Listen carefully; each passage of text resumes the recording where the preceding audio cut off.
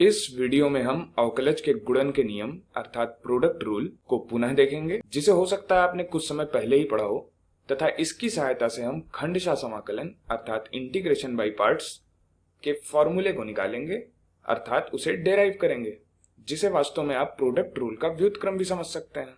यदि हमारे पास कोई फलन है जो कि दो फलनों के गुणन के रूप में लिखा है, मान लेते हैं वह fx तथा gx के गुणन के रूप में लिखा हुआ है, fx गुणे gx, तथा इन दोनों फलनों के गुणन का अवकलन हम x के सापेक्ष करना चाह रहे हैं, तो x के सापेक्ष इनका अवकलन होगा d/dx अर्थात fx गुणे gx का जो अवकलज है वह बराबर होगा fx का अवकलज गुणे gx प्लस fx गुणे gx का अवकलज।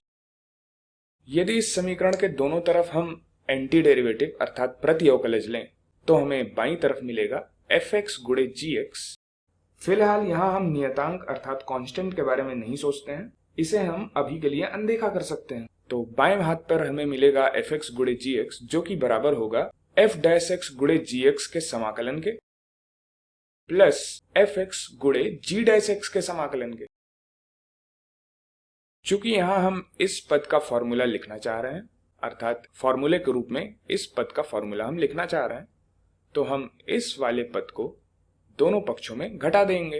अतः f' गुणे gx के समाकलन को दोनों पक्षों में घटाने पर तो हमें मिलेगा fx गुणे gx माइनस f' गुणे gx का समाकलन।